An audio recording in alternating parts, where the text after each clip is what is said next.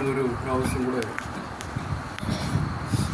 ദൈവവചനവുമായി ദൈവജനത്തിന് മുമ്പാകെ ഈ പ്രിയപ്പെട്ടവർ പ്രദേശങ്ങളായി പാർക്കുന്ന ഈ പ്രിയഭവനത്തിൽ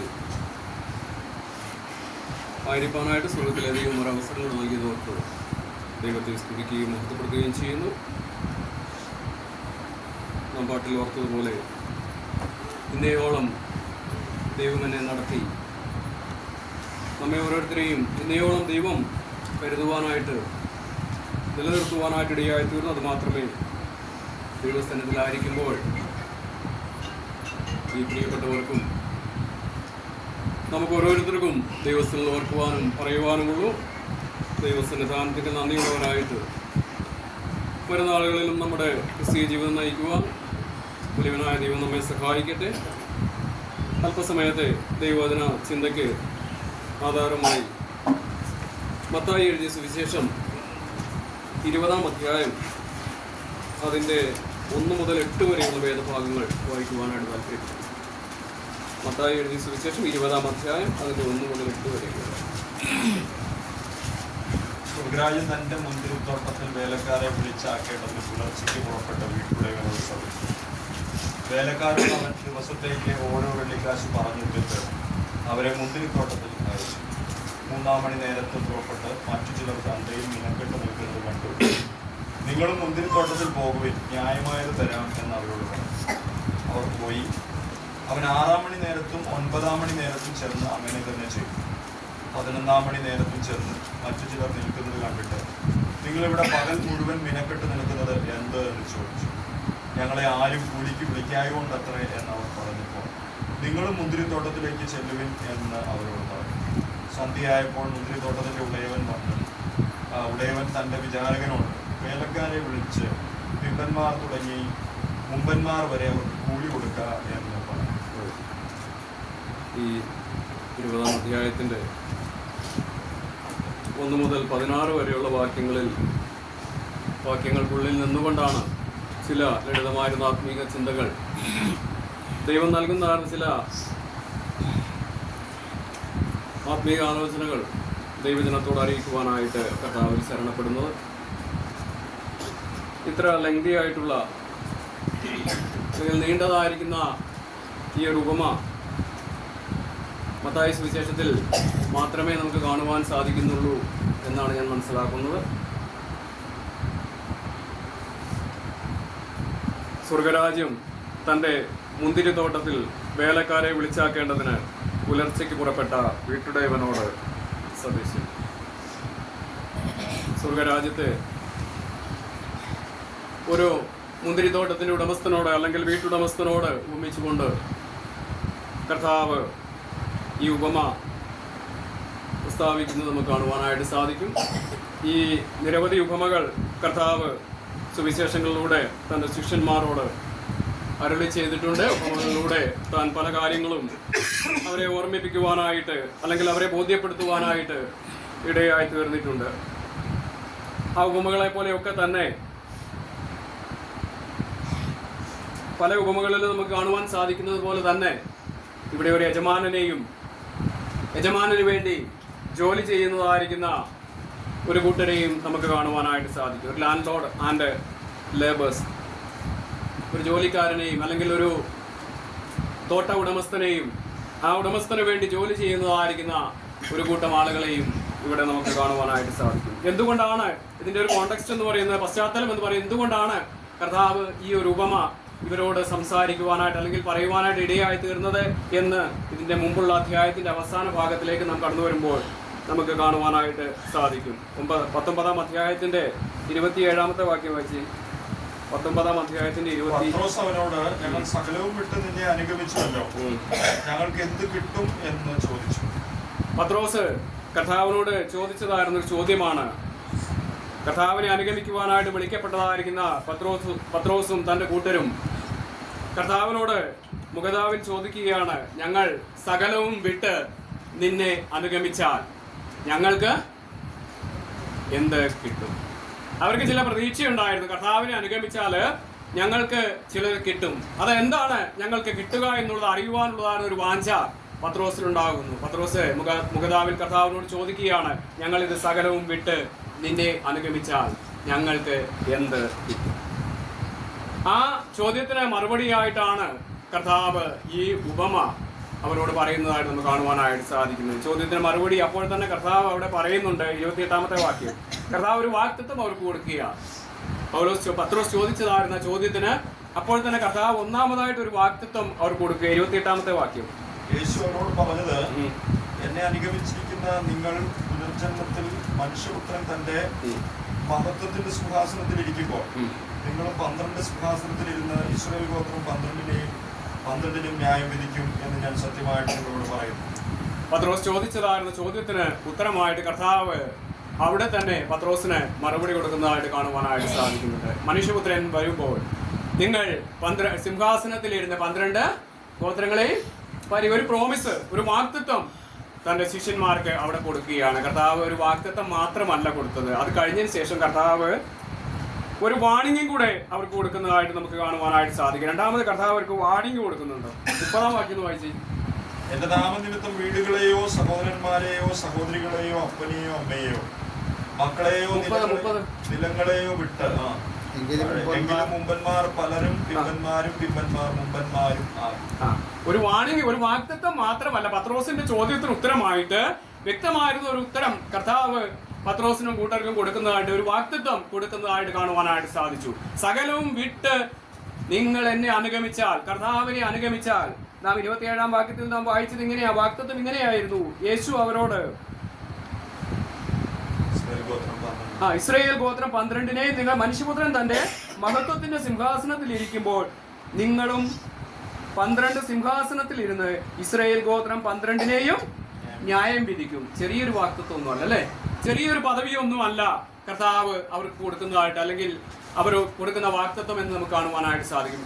ഈ മഹത്തരമായിരുന്ന ഈ വാഗ്ദത്വം അവർക്ക് കൊടുക്കുന്നതോടൊപ്പം തന്നെ കർത്താവ് ഒരു വാണിംഗും കൂടെ, ഒരു മുന്നറിയിപ്പും കൂടെ അവർക്ക് കൊടുക്കുകയാണ്. അതാണ് 30-ാം വാക്യത്തിൽ നാം വായിച്ചത്. അപ്പോൾ എന്താ സംഭവിക്കുന്നത്? ഇതൊക്കെയാണെങ്കിലും എങ്കിലും മുമ്പന്മാർ പലർ പിമ്പന്മാരും മുമ്പന്മാരും ഈ വാഗ്ദത്തം പ്രാപിച്ചതായിരുന്നു, ഈ വാഗ്ദത്തം കേട്ടതായിരുന്ന ഈ ശിഷ്യഗണം മനസ്സിലാക്കേണ്ടതായ ഒരു കാര്യം കൂടെ ഉണ്ട്. നിങ്ങൾ എന്നെ അനുഗമിക്കുന്നതൊക്കെ വാസ്തവത്തിൽ ശരിയാണ്, എന്നാൽ ഇവിടെ ഒരു വാഗ്ദത്തം ലഭിക്കുന്നത് പോലെ തന്നെ അതിൻ്റെ മധ്യത്തിൽ ഒരു വാണിംഗും കൂടെ, ഒരു മുന്നറിയിപ്പും കൂടെ കർത്താവ് കൊടുക്കുന്നതായിട്ട് കാണുവാനായിട്ട് സാധിക്കുന്നുണ്ട്. അവസാനമായിട്ട് കർത്താവ് അതിനെ ഇല്ലിസ്ട്രേറ്റ് ചെയ്യാനായിട്ട്, ഇതിനെ തെളിയിക്കാനായിട്ട് കർത്താവ് എന്ത് ചെയ്യുക, അവരോട് ഈ ഉപമ പറയുന്നതായിട്ട് കാണുവാനായിട്ട് സാധിക്കുന്നുണ്ട്. പത്രോസ് ചോദിച്ചതായിരുന്ന ചോദ്യത്തിന് ഉത്തരമായിട്ട് കർത്താവ് പത്രോസിന് വാഗ്ദത്തം നൽകി. ആ വാഗ്ദത്തത്തോടൊപ്പം തന്നെ ഒരു വാണിംഗും നൽകുവാനായിട്ടിടയായി തീർന്നു. ഈ വാഗ്ദത്തവും വാണിംഗും ചേർത്തുകൊണ്ട് വെളിപ്പെടുത്തുവാനായിട്ട്, അല്ലെങ്കിൽ അതിനെ തെളിയിക്കുവാനായിട്ട് കർത്താവ് ഈ ഉപമ തൻ്റെ ശിഷ്യഗണത്തോട് പറയുന്നതായിട്ട് നമുക്ക് കാണുവാനായിട്ട് സാധിക്കുന്നുണ്ട്. നാം പ്രാരംഭത്തിൽ ഓർത്തതുപോലെ ഇവിടെ ഒരു ലാൻഡ് ലോർഡിന്, അല്ലെങ്കിൽ ഒരു വീട്ടുടമസ്ഥനെ, ഒരു തോട്ടം ഉടമസ്ഥനെ നമുക്ക് കാണുവാനായിട്ട് സാധിക്കുന്നു. എന്താ തോട്ടം ഉടമസ്ഥൻ ചെയ്യുന്നത്? പുലർച്ചയ്ക്ക് എഴുന്നേറ്റ്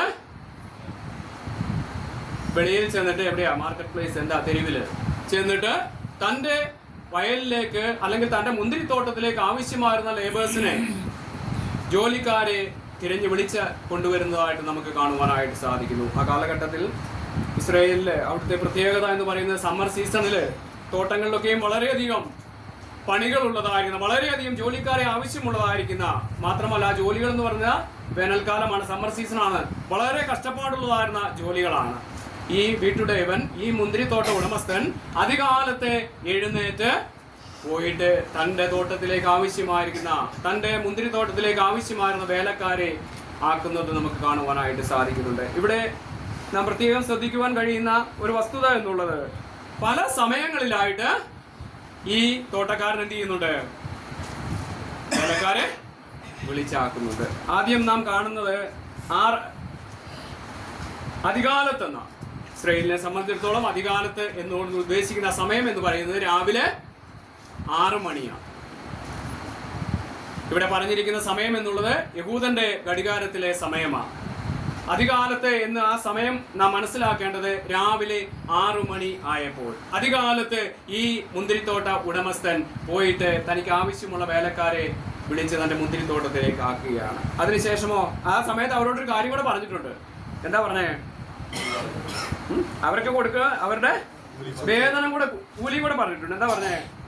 വേലക്കാരോട് അവൻ ദിവസത്തേക്ക് ഓരോ വെള്ളിക്കാശ് പറഞ്ഞിട്ടു അവരെ മുന്തിരിത്തോട്ടത്തിൽ അയച്ചു. ഓരോ വെള്ളിക്കാശ്.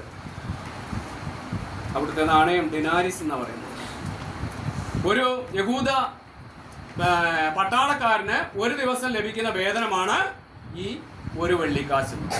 ആ വെള്ളിക്കാശ് പറഞ്ഞ് ഒത്തിട്ടാണ് ഈ വീട്ടുടമസ്ഥൻ ഈ വേലക്കാരെ തന്റെ മുന്തിരിത്തോട്ടത്തിലേക്ക് അയക്കുന്നത്. ഒരു ദിവസത്തേക്ക് ഒരു വെള്ളിക്കാശ് അവരുടെ വേതനം അവിടെ പറഞ്ഞ് ഉറപ്പിച്ച് അവർ ഡീൽ ചെയ്തതിന് ശേഷം തന്റെ മുന്തിരിത്തോട്ടത്തിലേക്ക് അയക്കുകയാണ്. രണ്ടാമതോ പിന്നെന്താ ചെയ്തേ? 3-ാം മണി നേരത്തും പുറപ്പെട്ടു. അവൻ 3-ാം മണി നേരം, ഏതാ ഈ 3-ാം മണി നേരം? രാവിലെ 9 മണി. രാവിലെ 6 മണി യഹൂദന്റെ സമയമാണ്. രാവിലെ 9 മണിക്കും ഇതേപോലെ തന്നെ ഇദ്ദേഹം പോയി വേലക്കാരെ തന്റെ തോട്ടത്തിലേക്ക് ആക്കുന്നുണ്ട്. എന്നാൽ അവരോട് പറഞ്ഞത് എന്താ? ഒരു വെള്ളിക്കാശ് പറഞ്ഞായിരുന്നോ? ഇല്ല. 4-ാം ഭാഗത്ത് നാം വായിക്കുന്നു. അവരോട് എന്താ പറഞ്ഞത്? മുന്തിരിത്തോട്ടത്തിലേക്ക് പറഞ്ഞയച്ചുമ്പോൾ ന്യായമായത് തരാം എന്ന് പറഞ്ഞു. വീണ്ടും അടുത്ത സമയം 6-ാം മണി നേരം.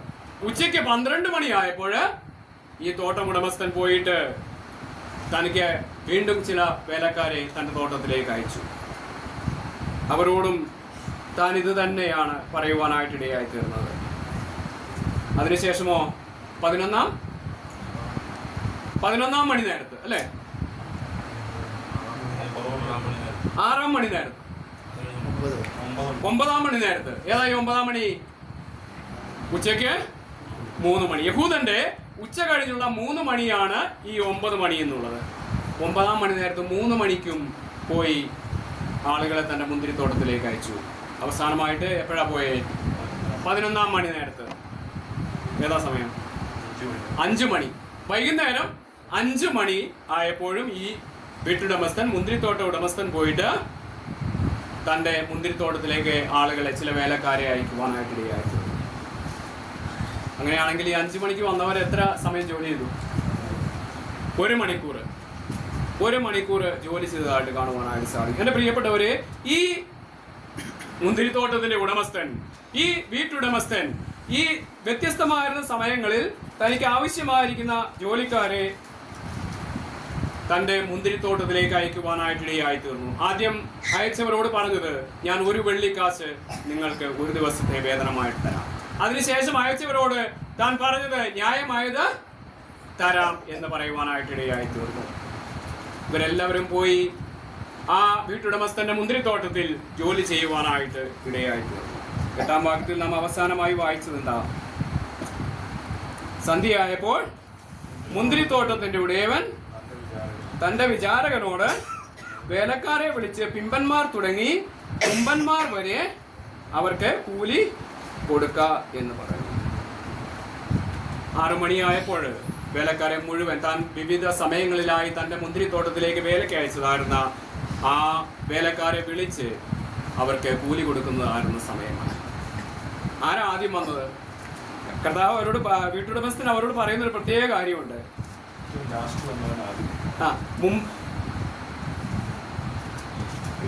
പിമ്പന്മാർ തുടങ്ങി മുമ്പന്മാർ വരെ അവർക്ക് കൂലി കൊടുക്കുക. ആരാ ആദ്യം വന്ന കൂലിക്ക്? അല്ലെങ്കിൽ ഏറ്റവും ലാസ്റ്റ്. വൈകിട്ട് 5 മണിക്ക് വന്ന് 6 മണി വരെ ജോലി ചെയ്തതായിരുന്ന വേലക്കാർക്കാണ് ആദ്യം ഈ വീട്ടുടമസ്ഥൻ എന്ത് ചെയ്തത്? കൂലി കൊടുക്കുവാനായിട്ട് ഇടയായി തീർന്നു. അവര് വന്നു, അവരുടെ കൂലി മേടിച്ചു. എന്താ എത്രയാ മേടിച്ചേ? 1 വെള്ളിക്കാശ്. അത് കഴിഞ്ഞ് ഓരോരുത്തരായിട്ട് വന്നു.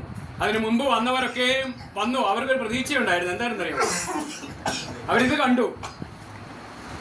ഇത് കണ്ടവരെ ഇവർക്ക് എത്രയാ കിട്ടിയേ? 1 മണിക്കൂർ ജോലി ചെയ്തവർക്ക് 1 വെള്ളിക്കാശ കിട്ടിയേ. എന്താ സ്വാഭാവികമായിട്ടും ഞാനും നിങ്ങളൊക്കെ ചിന്തിക്കുന്ന കാര്യം എന്തായിരിക്കും ചിന്തിക്കുക? അവർക്ക് അത്രയും 1 വെള്ളിക്കാശ് കിട്ടി. അപ്പോൾ എനിക്ക് എന്ത് ചെയ്യും? അതിനും കൂടുതൽ എന്തായാലും. എന്താ സംഭവിച്ചേ? 5 മണിക്ക് വന്ന് 1 മണിക്കൂർ മാത്രം ജോലി ചെയ്തായിരുന്ന വേലക്കാരനും രാവിലെ 6 മണിക്ക് വന്ന് ആ മുന്തിരിത്തോട്ടത്തിൽ വൈകിട്ട് 6 മണി വരെ എത്ര മണിക്കൂറാ? 12 മണിക്കൂറാണ്. 10 മണിക്കൂർ, 12 മണിക്കൂർ. 12 മണിക്കൂർ ആ മുന്തിരിത്തോട്ടത്തിൽ ജോലി ചെയ്തായിരുന്ന വേലക്കാരന് എത്ര കിട്ടിയേ? 1 വെള്ളിക്കാശ്. കർത്താവ് വീട്ടുടമസ്ഥൻ എന്താ പറഞ്ഞിരുന്നേ? അദ്ദേഹം തെറ്റ് ചെയ്തോ? അദ്ദേഹത്തിന്റെ ഭാഗത്ത് എന്തെങ്കിലും തെറ്റ് സംഭവിച്ചിട്ടുണ്ടോ? ഇല്ല, ഒന്നും സംഭവിച്ചില്ല. ആദ്യം വന്നവരോട് പറഞ്ഞത് എന്താ? 1 വെള്ളിക്കാശ് നിങ്ങൾക്ക് തരാം. ബാക്കിയുള്ളവരോട് എന്താ പറഞ്ഞ? ന്യായമായത് നിങ്ങൾക്ക് തരാം. എന്റെ പ്രിയപ്പെട്ടവരെ, എന്താ ഇവിടെ സംഭവിച്ചത്?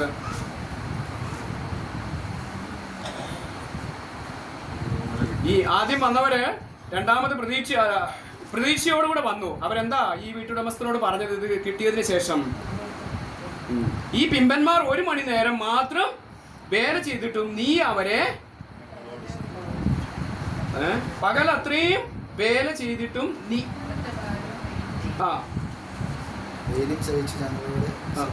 ഞങ്ങളോട് സമന്മാര് ആക്കിയല്ലോ. എന്താ ഉണ്ടായ അവർക്ക്? ശരിക്ക് എൻവി. ഇവിടെ ഒരു അസൂയ ഉദിക്കുന്നതായിട്ട് നമുക്ക് കാണുവാനായിട്ട് സാധിക്കും. ആ മുന്തിരിത്തോട്ടത്തിന്റെ ഉടമസ്ഥനോട് ഈ മുമ്പ് വന്നതായിരുന്ന വേലക്കാർക്ക് ഒരു അസൂയ അവിടെ ഉദിക്കുന്നതായിട്ട് കാണുവാനായിട്ട് സാധിക്കുന്നു. അങ്ങനെ ഒരു കാര്യത്തിന്റെ ആവശ്യം അവിടെ ഇല്ല. കാരണം അവരോട് 1 വെള്ളിക്കാശ് പറഞ്ഞു ഒത്തിട്ടാണ് ഈ മുന്തിരിത്തോട്ടത്തിന്റെ ഉടമസ്ഥൻ തന്റെ വേലസ്ഥലത്തേക്ക് ഇവരെ അയച്ചത് എന്ന് കാണുവാനായിട്ട് സാധിക്കുന്നു. എന്റെ പ്രിയപ്പെട്ടവര്,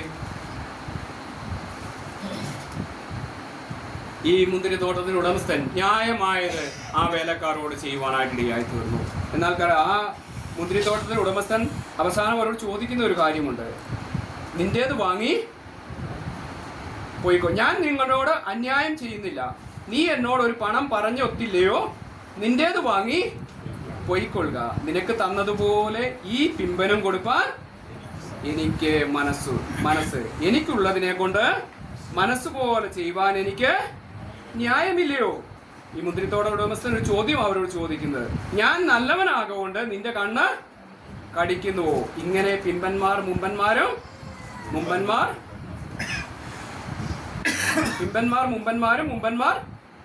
പിമ്പന്മാരും ആകുമെന്ന് നമുക്ക് അവിടെ കാണുവാനായിട്ട് സാധിക്കുന്നു. എൻ്റെ പ്രിയപ്പെട്ടവരെ, കർത്താവ് ഒരു ഉപമ തന്റെ ശിഷ്യഗണത്തോട് പറയുകയാണ്. മുമ്പ് പറഞ്ഞതായിരുന്ന വാക്തത്വത്തോടുള്ള ബന്ധത്തിൽ അവർ ഞങ്ങൾക്ക് എന്തോ കിട്ടുമെന്ന് ചോദിച്ചതിനോടുള്ളതാണ് ഉത്തരമായിട്ട് കർത്താവ് അതിനെ ഇല്ലുസ്ട്രേറ്റ് ചെയ്യുക. കർത്താവ് അതിനെ ഈ തന്റെ ശിഷ്യഗണത്തിന്, തന്നെ അനുഗമിക്കുവാനായിട്ട് ഇറങ്ങിത്തിരിച്ച തന്റെ ശിഷ്യഗണത്തിന് തെളിയിച്ചു കൊടുക്കുന്നതായിട്ട്, അല്ലെങ്കിൽ അവർക്ക് വ്യക്തമാക്കി കൊടുക്കുന്നതായിട്ട് നമുക്ക് കാണുവാനായിട്ട് സാധിക്കും. എൻ്റെ പ്രിയപ്പെട്ടവരെ, ഇത കാലഘട്ടത്തോടുള്ള ബന്ധത്തിലാണ് അവരെ ഒരു കാര്യം പഠിപ്പിക്കുകയാണ്. ഇവിടുത്തെ റിവാർഡ് എന്തുവാ, അല്ലെങ്കിൽ ഇവിടുത്തെ കൂലി എന്നുള്ളത് എന്താ? ഇവിടുത്തെ കൂലിയല്ല. കർത്താവിനെ അനുഗമിക്കുന്ന തന്റെ ശിഷ്യഗണത്തോടുള്ള ബന്ധത്തിൽ പുതിയ നിയമ കാലഘട്ടത്തിലായാലും എന്താ കൂലി? എന്താ ഇവിടെ ഉദ്ദേശിക്കുന്നത്? എന്താ? ഇവിടെ രക്ഷയെ കുറിച്ചാണ് ഇവിടെ കർത്താവ് ഉദ്ദേശിക്കുന്നതായിട്ട് നമുക്ക് കാണുവാനായിട്ട് സാധിക്കുന്നത്. രക്ഷ നമ്മുടെ പ്രവർത്തികൾ കൊണ്ടോ അല്ലെങ്കിൽ നമുക്ക് ഏൺ ചെയ്യുവാൻ കഴിയുന്ന ഒരു കാര്യമല്ല, അല്ലെങ്കിൽ നമ്മുടെ എഫേർട്ട് കൊണ്ട്, നമ്മുടെ പ്രയത്നം കൊണ്ട് നമുക്ക് നേടുവാൻ കഴിയുന്ന ഒരു കാര്യമല്ല എന്ത്? രക്ഷ എന്നുള്ളത്. കർത്താവ് ഒരു കാര്യം അവർ പഠിപ്പിക്കുകയാണ്. യഹൂദനായാലും പിന്നെ ജാതി ആയ യവനനായാലും ഇവർക്കെല്ലാവർക്കും രക്ഷ എന്താ? ദൈവത്തിന്റെ ദാനമാണ്. വിശ്വാസത്താൽ ദൈവം ദാനമായിട്ട്, ദൈവം ഔദാര്യമായി നൽകുന്ന ഒരു വസ്തുതയാണ് എന്ത്? രക്ഷ എന്നുള്ളത്. ആ ഒരു കാര്യം ഇവരെ വ്യക്തമാക്കുന്നതായിട്ട് നമുക്ക് കാണുവാനായിട്ട് സാധിക്കും. എൻ്റെ പ്രിയപ്പെട്ടവരെ, ദൈവത്തിൽ രക്ഷ പ്രാപിക്കുക എന്നുള്ളത് നമ്മുടെ പ്രയത്നങ്ങൾ കൊണ്ടോ അല്ലെങ്കിൽ നമ്മുടെ എന്തെങ്കിലും നമുക്ക് നേടുവാൻ കഴിയുന്ന ഒരു കാര്യമല്ല. ദൈവം തന്നിലുള്ള, നാം തന്നിൽ വിശ്വസിക്കുന്നത് മുഖാന്തരം നമ്മുടെ വിശ്വാസത്താൽ അല്ലെങ്കിൽ ദൈവത്തിന്റെ കൃപയാൽ, ദൈവം കൃപയാൽ നൽകുന്നതാണ് എന്ത്? രക്ഷ എന്നുള്ളത് നമുക്ക് മനസ്സിലാക്കുവാനായിട്ട് സാധിക്കും. നമുക്കറിയാം, അനേക പ്രതിഫലങ്ങളെ കുറിച്ച്, കിരീടങ്ങളെ കുറിച്ച് ദൈവമക്കളോടുള്ള ബന്ധത്തിൽ നമുക്ക് കാണുവാനായിട്ട് സാധിക്കുന്നുണ്ട്. അതല്ല ഇവിടെ ഉദ്ദേശിക്കുന്നത്. ദൈവം ഒരു വ്യക്തി രക്ഷിക്കപ്പെടുന്നതിന്റെ കാലഘട്ടമോ അല്ലെങ്കിൽ നമ്മൾ ചെയ്യുന്നതായിരുന്ന ശുശ്രൂഷയുടെ ദൈർഘ്യമോ അനുസരിച്ചല്ല എന്ത് ചെയ്യുന്നത്? പ്രതിഫലങ്ങളെ നൽകുന്നത് എന്ന് നമുക്ക് മനസ്സിലാക്കുവാനായിട്ട് സാധിക്കുന്നു. ദൈവത്തിന്റെ മുൻപാകെ നാം രക്ഷിക്കപ്പെട്ട് വർഷങ്ങളായിട്ട് ആയെങ്കിലും, അല്ലെങ്കിൽ ഒരു വ്യക്തി രക്ഷിക്കപ്പെട്ട് ചില നിമിഷങ്ങൾ മാത്രമാണ് അവൻ ഭൂമിയിൽ ജീവിച്ചത്, അല്ലെങ്കിൽ ജീവിതത്തിന്റെ കാലഘട്ടത്തിന്റെ അവസാന സമയത്താണ് അവൻ രക്ഷിക്കപ്പെട്ട് വളരെ കുറഞ്ഞ കാലം മാത്രമേ കർത്താവിന് വേണ്ടി വേല ചെയ്തു ഉള്ളുവെങ്കിലും ഇവരെല്ലാം കർത്താവ് എങ്ങനെ കാണുന്നത്, ദൈവം എങ്ങനെ കാണുന്നത്? ഒരുപോലെ കാണുന്നതായിട്ട് നമുക്ക് കാണുവാനായിട്ട് സാധിക്കും. അവിടെ വ്യത്യാസമില്ല. ദൈവത്തിന്റെ രക്ഷയ്ക്ക്, വിശ്വാസത്താലുള്ളതായിരുന്ന രക്ഷയ്ക്ക് വ്യത്യാസമില്ല എന്ന് നമുക്ക് മനസ്സിലാക്കുവാനായിട്ട് സാധിക്കുന്നു. വ്യക്തമായ ഉദാഹരണം നമുക്ക് കാണുവാനായിട്ട് സാധിക്കും. ആരാ? ക്രൂസിലെ കള്ളനെ കുറിച്ച് നാം വായിക്കുന്നുണ്ട്. അവനോട് കർത്താവ് പറയുന്ന ഒരു കാര്യം, ഇന്ന് നീ എന്നോടുകൂടെ പറുദീസയിലിരിക്കും. വർഷങ്ങൾക്ക് മുൻപ് രക്ഷിക്കപ്പെട്ടതായിരുന്ന വ്യക്തിയും ഈ അല്പസമയം മാത്രം രക്ഷിക്കപ്പെട്ട കർത്താവിൽ വിശ്വസിച്ച് അല്പസമയം മാത്രം ലഭിച്ചതാണ് ഈ കള്ളനും ദൈവം മുമ്പാകെ എങ്ങനെയാ? ഒരുപോലെ ആണ് എന്നുള്ളത് നാം മനസ്സിലാക്കുവാനായിട്ട് ആവശ്യമുണ്ട്. ഒരു കാര്യം നാം ഇവിടെ മനസ്സിലാക്കേണ്ടതായ വസ്തുത എന്നുള്ളത്, നാം ചെയ്യുന്ന പ്രവൃത്തികളുടെ വർഷങ്ങളുടെ അല്ലെങ്കിൽ ദൈർഘ്യമല്ല, നാം ചെയ്യുന്ന പ്രവൃത്തികളുടെ വലിപ്പം അല്ല സ്വർഗത്തിലെ ദൈവം നോക്കുന്നത്. എത്ര കാലം അല്ലെങ്കിൽ എത്രമാത്രം നാം വർക്ക് ചെയ്തു, അല്ലെങ്കിൽ എത്രമാത്രം നാം പ്രവർത്തിച്ചു, എന്തെല്ലാം പ്രവർത്തനങ്ങൾ നാം ചെയ്തു എന്നുള്ളതല്ല ദൈവത്തിന്റെ മുൻപാകെ ദൈവം നോക്കുന്നത് എന്ന് നാം മനസ്സിലാക്കുവാനായിട്ട് ആവശ്യമുണ്ട്. പിന്നെയോ നാം ചെയ്യുന്നതായിരുന്ന പ്രവർത്തനങ്ങൾ ദൈവത്തിന് പ്രസാദിക്കുവാനായിട്ട് സാധിക്കുന്നുണ്ടോ? നാം ചെയ്യുന്ന പ്രവർത്തനങ്ങൾ മുഖാന്തരം ദൈവത്തിന്റെ നാമം മഹത്വപ്പെടുവാനായിട്ട്, അല്ലെങ്കിൽ ദൈവം അതിൽ പ്രസാദിക്കുവാനായിട്ട് എത്രമാത്രം പ്രസാദിക്കുന്നു, ഇതാണ് സ്വർഗത്തിലെ ദൈവം നോക്കുന്നത് എന്ന് നമുക്ക് മനസ്സിലാക്കുവാനായിട്ട് സാധിക്കുന്നു. അതാണ് ഒരു ക്രിസ്തീയ വിശ്വാസിയെ സംബന്ധിച്ചിടത്തോളം ക്രിസ്തീയ ജീവിതത്തിൽ ദൈവം നമ്മിൽ നിന്ന് ആഗ്രഹിക്കുന്നത്. നമ്മൾ കേവലം ഒരുപാട് പ്രവർത്തനങ്ങൾ ചെയ്തു, അല്ലെങ്കിൽ ഒരുപാട് പ്രവർത്തികൾ ചെയ്തു, വളരെ കഷ്ടപ്പെട്ട് എഫേർട്ട് എടുത്ത്, നമ്മുടെ എഫേർട്ടിന്റെ വലിപ്പമൊന്നും അല്ല സ്വർഗത്തിലെ ദൈവം നോക്കുന്നത്. നാം ചെയ്യുന്ന പ്രവൃത്തി അല്പകാലം മാത്രമാണെങ്കിലും, നാം ചെയ്യുന്ന പ്രവർത്തനം വളരെ ചെറുത് ആണെങ്കിൽ പോലും അത് ദൈവത്തിന് പ്രസാദമാണോ? ദൈവം അതിൽ എത്രമാത്രം പ്രസാദിക്കുന്നുണ്ട്? ദൈവത്തിന്റെ നാമം അത് മുഖാന്തരം എത്രമാത്രം മഹത്വപ്പെടുന്നുണ്ട്? ഇതാണ് സ്വർഗത്തിലെ ദൈവം നോക്കുന്നത് എന്ന് നമുക്ക് മനസ്സിലാക്കുവാനായിട്ട് സാധിക്കുന്നുണ്ട്. റോമാലേഖനം 9-ാം അധ്യായത്തിന്റെ 15-16 വാക്യങ്ങൾ വായിച്ചു.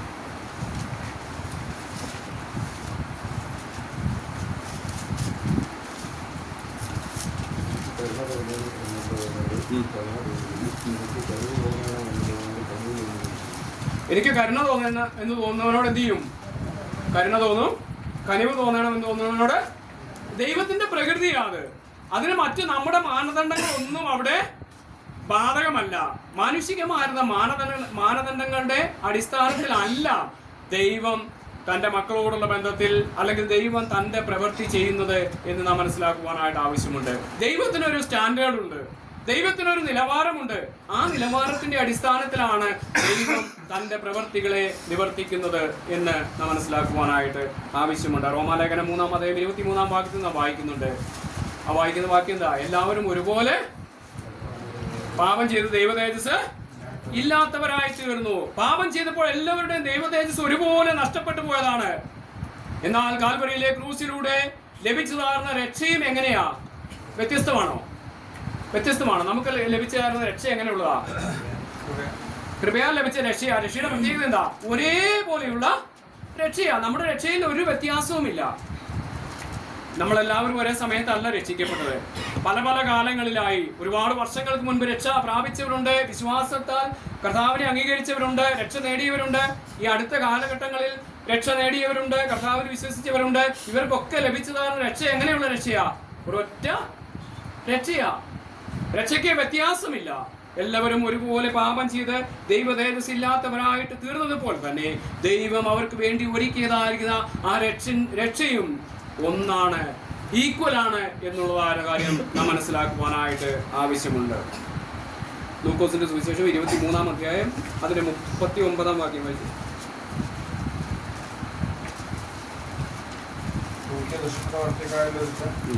നീ ക്രിസ്തു അല്ലയോ, നിന്നെ തന്നെയും ഞങ്ങളെയും രക്ഷിക്കുക എന്ന് പറഞ്ഞു. അവനെ ദുഷിച്ചു. മറ്റവനോ അവനെ ശാസിച്ചു. ശിക്ഷാവിധിയിൽ തന്നെ ആയിട്ടും നീ ദൈവത്തെ ഭയപ്പെടുന്നില്ലയോ? നാമോ ന്യായമായിട്ടും ശിക്ഷ അനുഭവിക്കും.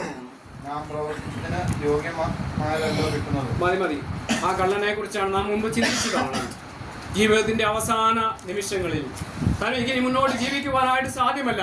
ആ സമയത്ത് ആ കള്ളൻ രക്ഷ പ്രാപിക്കുവാനായിട്ട് ഇടയായി തീർന്നു. ആ കള്ളന് ലഭിച്ചതായിരുന്ന രക്ഷയും, ആ കള്ളൻ പ്രവേശിച്ചതായിരുന്ന ആ രക്ഷയും ഞാനും നിങ്ങളും പ്രവേശിച്ചതാൽ നമുക്ക് ലഭിച്ചതാൽ രക്ഷയും ഒന്ന് തന്നെയാണ്. അതിൽ യാതൊരു വ്യത്യാസവുമില്ല. ദൈവത്തിന്റെ മുൻപാകെ നാം എല്ലാവരും ഈക്വൽ ആണ് എന്നുള്ള കാര്യം നമുക്കവിടെ മനസ്സിലാക്കുവാനായിട്ട് സാധിക്കുന്നുണ്ട്. വേദപുസ്തകത്തിൽ നിരവധി റിവാർഡുകളെ കുറിച്ച്, സ്വർഗത്തിൽ ലഭിക്കുന്ന റിവാർഡുകളെ കുറിച്ച് വെളിപ്പെടുത്തുന്നുണ്ട്. അത് രക്ഷയോടുള്ള ബന്ധത്തിലല്ല, പിന്നെയോ അത് വ്യത്യസ്തമായ നിലകളിൽ ശുശ്രൂഷിക്കുന്നവർക്ക് കർത്താവ് നൽകുന്ന കിരീടങ്ങളെ കുറിച്ച് നമുക്ക് കാണുവാനായിട്ട് സാധിക്കുന്നുണ്ട്. എന്നാൽ രക്ഷ എന്നുള്ളത്, ഏറ്റവും അൾട്ടിമേറ്റ് ആയിട്ട് നമുക്ക് ലഭിച്ച നിത്യജീവൻ എന്നുള്ളത് എന്താ? ഈക്വല്, എല്ലാവർക്കും ലഭിക്കുന്നത് ഒരുപോലെയാണ്. ആ ഒരു നിത്യജീവനിലേക്കാണ്, ആ ഒരു രക്ഷയിലേക്കാണ് ദൈവം നമ്മെ കൊണ്ടുവരുവാനായിട്ട് ഇടയായി തീർന്നത് എന്നുള്ള കാര്യം നാം മനസ്സിലാക്കുവാനായിട്ട് ആവശ്യമുണ്ട്. ഇവിടെ നാം മനസ്സിലാക്കേണ്ട, ഈ ഭാഗത്ത് നിന്ന് നാം മനസ്സിലാക്കേണ്ട ചില ആത്മീക സന്ദേശങ്ങൾ എന്നുള്ളത്, അല്ലെങ്കിൽ ചില ആത്മീക ആശയങ്ങൾ എന്നുള്ളത്, ഒന്ന്, ദൈവത്തിന്റെ കൃപ അല്ലെങ്കിൽ ദൈവത്തിന്റെ ദാനം, ദൈവം ഔദാര്യമായി നൽകുന്നതും ദൈവം കൃപയാൽ നൽകുന്നതും ആണ് നമുക്ക് ലഭിച്ചിരിക്കുന്ന അനുഗ്രഹങ്ങൾ, അല്ലെങ്കിൽ നമുക്ക് ലഭിച്ചിരിക്കുന്ന രക്ഷ എന്നുള്ളത്. അത് കേവലം നമ്മുടെ പ്രയത്നം കൊണ്ട് ലഭിച്ചതല്ല, നമ്മുടെ ഏതെങ്കിലും പ്രയത്നം കൊണ്ടോ അല്ലെങ്കിൽ പ്രവർത്തനങ്ങളുടെ ദൈർഘ്യം കൊണ്ടോ ഒന്നും ലഭിച്ചതല്ല. ദൈവം ദാനമായിട്ട് നമുക്ക് രക്ഷ നൽകുവാനായിട്ട് ഇടയായി തീർന്നു. ഈ ഒരു കാര്യം നാം മനസ്സിലാക്കുവാനായിട്ട് ആവശ്യമുണ്ട്. അത് വിശ്വാസത്താൽ ലഭിച്ചതാണ്. ആർക്കും അത് സ്വന്തം പ്രയത്നത്താൽ എന്ത് ചെയ്യാനായിട്ട് സാധിക്കില്ല, നേടുവാനായിട്ട് സാധിക്കുകയില്ല. രണ്ടാമതായിട്ട് നമുക്ക് മനസ്സിലാക്കുവാൻ കഴിയുന്നത്, ദൈവത്തിന്റെ ചിന്തകൾ അല്ലെങ്കിൽ ദൈവത്തിന്റെ പ്രവർത്തനങ്ങൾ, ദൈവത്തിന്റെ ഔദാര്യം എന്ന് പറയുന്നത് അത് മാനുഷികമായിരിക്കുന്ന കാഴ്ചപ്പാടുകൾക്ക് അല്ലെങ്കിൽ മാനുഷികമായിരിക്കുന്ന പ്രതീക്ഷകൾക്ക് നേരെ എന്താ? വിപരീതമാണ്. പലപ്പോഴും ഞാനും നിങ്ങളൊക്കെ പ്രതീക്ഷിക്കുന്നതിന്റെ നേരെ വിപരീതമാണ് ദൈവത്തിൻ്റെതായിരിക്കുന്ന പ്രവർത്തികൾ. ഞാൻ നിങ്ങളൊക്കെ ഇവിടെ ഈ വേലക്കാര് പ്രതീക്ഷിച്ചതുപോലെ അവരെന്താ ചെയ്തത്? ഏറ്റവും അവസാനം ചെന്നവരെ എന്ത് കിട്ടി? ഒരു വെള്ളിക്കാശ് കിട്ടി. ബാക്കി പിന്നാലെ ചെന്നവർ വിചാരിച്ചത് അവർ 1 മണിക്കൂർ നേരമേ ജോലി ചെയ്തിട്ടുള്ളൂ, അവർക്ക് 1 വെള്ളിക്കാശ് ഈ മുന്തിരിത്തോട്ടത്തിന്റെ ഉടമസ്ഥൻ കൊടുത്തുവെങ്കിൽ ഞങ്ങൾക്ക് എന്ത് ചെയ്യും? തീർച്ചയായിട്ടും അതിലും കൂടുതൽ ലഭിക്കും. എൻ്റെ പ്രിയപ്പെട്ടവരെ, അങ്ങനെയല്ല. അത് നമ്മുടെ കാഴ്ചപ്പാടുകളാണ്, നമ്മുടെ പ്രതീക്ഷകളാണ്. എന്നാൽ ദൈവത്തിന്റെ മുൻപാകെ എല്ലാവരും ഒരുപോലെയാണ് എന്നുള്ള കാര്യം, അല്ലെങ്കിൽ നമ്മുടെ പ്രതീക്ഷകൾക്ക് വിപരീതമാണ് ദൈവത്തിന്റെ പ്രവർത്തികൾ എന്നുള്ളത്. അത് പ്രവർത്തികൾ എങ്ങനെയാ? ദൈവം ഔദാര്യമായിട്ട്, ദൈവം കൃപയാലാണ് നമുക്ക് ഓരോ കാര്യങ്ങളും നൽകുന്നത് എന്നുള്ള കാര്യം നാം ഈ പാരബിളിൽ അല്ലെങ്കിൽ ഈ ഒരു ഉപമയിൽ നിന്ന് മനസ്സിലാക്കുവാനായിട്ട് ആവശ്യമുണ്ട്. രണ്ടാമത്, ദൈവത്തിന്റെ ദൃഷ്ടിയിൽ എല്ലാവരും തൻ്റെ വയൽ പ്രദേശത്ത് തൻ്റെ മുന്തിരിത്തോട്ടത്തിൽ താൻ ആക്കിയിരിക്കുന്ന എല്ലാവരും എങ്ങനെയാ? ഈക്വലാ. എല്ലാവരും ഈക്വലാ. നമ്മുടെ മുൻപാകെയാണ് നാം അതിനെ എന്ത് ചെയ്യുക? ഡിഫറൻ്റ് ആയിട്ട് കാണുന്നത്. കർത്താവിൻ വിശ്വസിച്ച് കർത്താവിൻ്റെ വയൽ പ്രദേശത്ത് നിൽക്കുന്നതായിരുന്നു, അല്ലെങ്കിൽ കർത്താവിൻ്റെ ശിഷ്യഗണം എന്നുള്ളത്, അവർ ദൈവത്തിന്റെ മുൻപാകെ എല്ലാവരും ഈക്വലാണ്. ദൈവം എല്ലാവരെയും ഒരുപോലെയാണ് കാണുന്നത്. നമ്മുടെ ആരുടെയും പ്രവർത്തനങ്ങളുടെ ദൈർഘ്യം ദൈവം അവിടെ നോക്കുകയില്ല. നമ്മുടെയൊക്കെയും പ്രവർത്തനങ്ങളുടെ ആ ഒരു എഫേർട്ടിന്റെ വലിപ്പമൊന്നും ദൈവം അവിടെ നോക്കുന്നില്ല എന്ന് നാം മനസ്സിലാക്കുവാനായിട്ട് ആവശ്യമുണ്ട്. വീണ്ടും നാം ഇവിടെ നിന്ന് മനസ്സിലാക്കുന്ന ഒരു ആത്മീക സത്യം എന്നുള്ളത്, ദൈവസന്നിധാനത്തിൽ നാം എത്രയോ വിനയത്തോടെയും നന്ദിയോടുകൂടെയും ആയിരിക്കണം എന്നുള്ള അതിൻ്റെ ഒരു പ്രാധാന്യത ഈ ഉപമയിലൂടെ ദൈവത്തിന്റെ ആത്മാവ് നമ്മെ ഓർപ്പിക്കുകയാണ്. ദൈവം നമുക്ക് നൽകുന്നതെല്ലാം നമ്മുടെ പ്രയത്നങ്ങളുടെ ഫലം കൊണ്ടല്ല, നമ്മുടെ എഫേർട്ട് കൊണ്ടല്ല, പിന്നെയോ നമ്മുടെ പ്രവർത്തനങ്ങളുടെ ദൈർഘ്യം കൊണ്ടൊന്നും അല്ല, വലിപ്പം കൊണ്ടൊന്നുമല്ല. ദൈവം ഇന്ന് ഞാനും നിങ്ങളും അനുഭവിക്കുന്ന സകല കാര്യങ്ങളും, അല്ലെങ്കിൽ ഒരു മൈന്യൂട്ടായിട്ടുള്ള ഒരു കാര്യം പോലും ദൈവം നമുക്ക് എങ്ങനെ നൽകുന്നതാ? കൃപയാല്, ഔദാര്യമായിട്ട്. ദൈവത്തിന്റെ ജനറോസിറ്റിയാണ്. ദൈവത്തിന്റെ കൃപയാല് ദൈവം നമുക്ക് നൽകുന്നതാ. എൻ്റെ പ്രിയപ്പെട്ടവർ, ഈ വസ്തുത ക്രിസ്തീയ ജീവിതത്തിൽ ദൈവമക്കളായിരിക്കുന്ന, ക്രിസ്തു ശിഷ്യന്മാരായിരിക്കുന്ന ഞാനും നിങ്ങളും മനസ്സിലാക്കുവാനായിട്ട് ആവശ്യമുണ്ട്.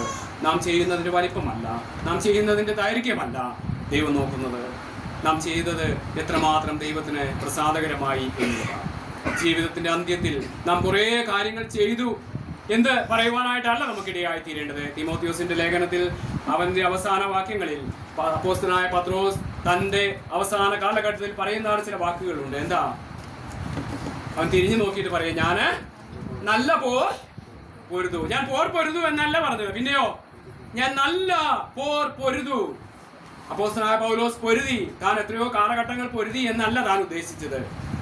താൻ എത്രയോ വൻ കാര്യങ്ങൾ ചെയ്തു എന്നല്ല ഉദ്ദേശിച്ചത്. ആ ഒരു വാക്ക് നാം അണ്ടർലൈൻ ചെയ്യണം. ഞാൻ നല്ല പോർ പൊരുതി. എന്താ ഈ നല്ലത് കൊണ്ട് ഉദ്ദേശിക്കുന്നത്? കർത്താവിന് പ്രസാദകരമായിരുന്നു. കർത്താവ് എന്ത് അവനെ കൊണ്ട് ഉദ്ദേശിച്ചുവോ, എന്ത് അവനിലൂടെ നിവർത്തിക്കുവാനായിട്ട് കർത്താവ് ആഗ്രഹിച്ചുവോ, അത് അവൻ എന്ത് ചെയ്തു? പൊരുതു. അത് അവൻ ചെയ്യുവാനായിട്ട്, അതിനുവേണ്ടി അവൻ പോരാടുവാനായിട്ട് ഇടയായി തീർന്നു. ഞാൻ നല്ല പോർ പൊരുതു. പിന്നെ ഓട്ടം തികച്ചു. ഓട്ടം തികച്ചു. കേവലം ഒരു ഓട്ടം തികയ്ക്കുകയല്ല പൗലോസ് ചെയ്തത്. ഓട്ടം തികയ്ക്കാൻ എല്ലാവർക്കും കഴിയും. എന്താ ഓട്ടത്തിന്റെ പ്രത്യേകത? നമുക്കറിയാം, അത്ലറ്റിക്സ് എല്ലാം ഓടുന്നത് നമുക്ക് കാണുവാനായിട്ട് സാധിക്കും. വെറുതെ ഓടുകയാണോ? അവർക്കൊരു ട്രാക്ക് ഉണ്ട്. ഓട്ടക്കളത്തിൽ ഓടുന്ന ഒരു വ്യക്തിയെ സംബന്ധിച്ചിടത്തോളം അവന് എന്തുണ്ട്? ഒരു ട്രാക്ക് ഉണ്ട്, ചില നിയമാവലികളുണ്ട്. ആ ട്രാക്കിലൂടെ മാത്രമേ, അവന് നിശ്ചയിക്കപ്പെട്ടിട്ടുള്ള ആ ഒരു ട്രാക്കിലൂടെ മാത്രമേ ആ വ്യക്തിക്ക് ഓടുവാനായിട്ട് സാധിക്കുകയുള്ളൂ. ട്രാക്കിലൂടെ ഓടുക മാത്രമല്ല, ആ ഓടുമ്പോൾ ചില മാനദണ്ഡങ്ങളൊക്കെ ഉണ്ട്. ഇതൊക്കെ പാലിച്ചുകൊണ്ട് മാത്രമേ ഒരു ഓട്ടക്കാരന് ഓട്ടക്കളത്തിൽ ഓടുവാനായിട്ട് സാധിക്കുകയുള്ളൂ. എന്റെ പ്രിയപ്പെട്ടവരെ, അങ്ങനെ ഒരു ഓട്ടം ഓടിയിട്ടാണ് അപ്പോസ്തലനായ പൗലോസ് തിരിഞ്ഞു നിന്നുകൊണ്ട് പറയുന്നത്, ഞാൻ നല്ല പോർ പൊരുതു, ഓട്ടം തികച്ചു. പിന്നെയോ വിശ്വാസം കാത്തു. ഞാൻ വിശ്വാസം കാത്തു. താൻ വിശ്വസിച്ചതായിരുന്ന ആ വിശ്വാസത്തെ അവൻ യാഥാർത്ഥ്യമായിട്ട് അത് കാക്കുവാനായിട്ട് ഇടയായി തീർന്നു. എന്റെ പ്രിയപ്പെട്ടവരെ, കാലാകാലങ്ങളിലായി കർത്താവിൽ വിശ്വസിക്കുവാനായിട്ട്, കർത്താവിൽ വിശ്വസിച്ച് രക്ഷ നേടുവാനായിട്ട് ഇടയായിത്തീർന്ന ദൈവമക്കളാണ് നാം ഓരോരുത്തരും. തിരിഞ്ഞു നിന്നിട്ട് നമുക്ക് പറയുവാനായിട്ട് എന്ത് സാധിക്കും? ഞാൻ നല്ല പോർ പൊരുതു, ഓട്ടം തികച്ചു, വിശ്വാസം കാത്തു എന്ന് പറയുവാനായിട്ട് നമുക്കിടയായിത്തീരണം. കർത്താവ് പ്രസാദിക്കുന്നതായിരുന്ന ഒരു ക്രിസ്തീയ ജീവിതത്തിന്റെ ഉടമകളായിട്ട് ഞാനും നിങ്ങളും തീരുവാനായിട്ട് ഇടയായിത്തീരണം. അതാണ് ദൈവത്തിന്റെ ആത്മാവ് ഓരോ ക്രിസ്തു ശിഷ്യനെ കുറിച്ചും ഓരോ ദൈവ പൈതലിനെ കുറിച്ചും ആഗ്രഹിക്കുന്നത്. നാം ചെയ്യുന്ന പ്രവർത്തനങ്ങളുടെ ദൈർഘ്യമല്ല പ്രിയപ്പെട്ടവരെ, നാം ചെയ്യുന്ന പ്രവർത്തനങ്ങളുടെ കാലഘട്ടത്തിന്റെ ദൈർഘ്യമല്ല ദൈവം നോക്കുന്നത്. നാം ചെയ്യുന്ന പ്രവർത്തനങ്ങളുടെ എന്താ പറയുന്നത്, ആ എഫേർട്ട് അല്ല, ആ പ്രയത്നത്തിന്റെ വലിപ്പമല്ല സ്വർഗത്തിലെ ദൈവം നോക്കുന്നത്. നാം എത്ര കുറച്ചാണ് ചെയ്തതെങ്കിലും, എത്ര കുറഞ്ഞ കാലയളവാണ് നമുക്ക് ചെയ്യുവാനായിട്ട് ലഭിച്ചതെങ്കിലും, അതിൽ ദൈവത്തിന് പ്രസാദിക്കുവാനായിട്ട്, കർത്താവിന് പ്രസാദിക്കുവാനായിട്ട് ഇടയായി തീർന്നിട്ടുണ്ടോ? എൻ്റെ പ്രിയപ്പെട്ടവരെ, വരുന്ന ആളുകളിൽ ഈ ചെറിയ ചിന്ത മുഖാന്തരം ദൈവനാമത്തിന് മഹത്വകരമായിരുന്ന ഒരു ക്രിസ്തീയ ജീവിതം നയിക്കുവാനായിട്ട് ഒടുവിൽ തിരിഞ്ഞു നിന്നുകൊണ്ട് പൗലോസിനെ പോലെ ഞാൻ നല്ല പോർ പൊരുതു, ഓട്ടം തികച്ചു, വിശ്വാസം കാത്തു, ഇനി നീതിയുടെ കിരീടം എനിക്കായി വെച്ചിരിക്കുന്നു എന്നുള്ളതായിരുന്ന ആ ഒരു സാക്ഷ്യം പറയുവാനായിട്ട് നമുക്കും ഇടയായിത്തീരണം. ആ ഒരു വാണിങ് നമ്മുടെയും കാതുകളിൽ മുഴങ്ങുവാനായിട്ട് ഇടയായിത്തീരണം. കർത്താവ് പത്രോസിന് കൊടുത്തതായിരുന്ന വാണിങ്, മുമ്പന്മാർ പലര് പിൻപന്മാരും, പിൻപന്മാർ പലര് മുൻപന്മാരുമാകുന്നതായിരുന്നൊരു സമയം. എൻ്റെ പ്രിയപ്പെട്ടവരെ, ആ മുമ്പന്മാരുടെ കൂട്ടത്തിൽ ആയിത്തീരുവാനായിട്ട് നമുക്കും ഇടയായിത്തീരണം. നമ്മുടെ ക്രിസ്തീയ ജീവിതം, കർത്താവ് ഈ ലോകത്തിൽ നൽകിയതാണ് ക്രിസ്തീയ ജീവിതം. കർത്താവ് എന്ത് നമ്മിലൂടെ ഉദ്ദേശിച്ചുവോ, എന്ത് കർത്താവ് നമ്മിലൂടെ നിറവേറ്റപ്പെടുവാനായിട്ട് കർത്താവ് ആഗ്രഹിച്ചുവോ, അത് നിറവേറ്റപ്പെടുവാനായിട്ട് ഇടയായിത്തീരണം. അതിനായിട്ട് സ്വർഗത്തിലെ ദൈവം നമ്മെ ഓരോരുത്തരെയും സഹായിക്കട്ടെ. ഈ പ്രിയ ഭവനത്തെയും വരുന്ന ആളുകളിൽ കർത്താവ് തൻ്റെ കൃപയിലും പരിപാലനത്തിലും കാക്കുകയും കർത്താവോട് പരിപാലിക്കുകയും ഈ ദേശത്ത് അനുഗ്രഹിക്കപ്പെട്ടതായിരുന്ന ഒരു ഭവനമായിട്ട് നിലനിർത്തുകയും ചെയ്യട്ടെ എന്ന് ആത്മാർത്ഥമായി പ്രാർത്ഥിച്ചുകൊണ്ട് എൻ്റെ വാക്കുകൾ വിരാമം കുറിക്കുന്നു. ദൈവനാമം വാഴ്ത്തപ്പെടുന്നു.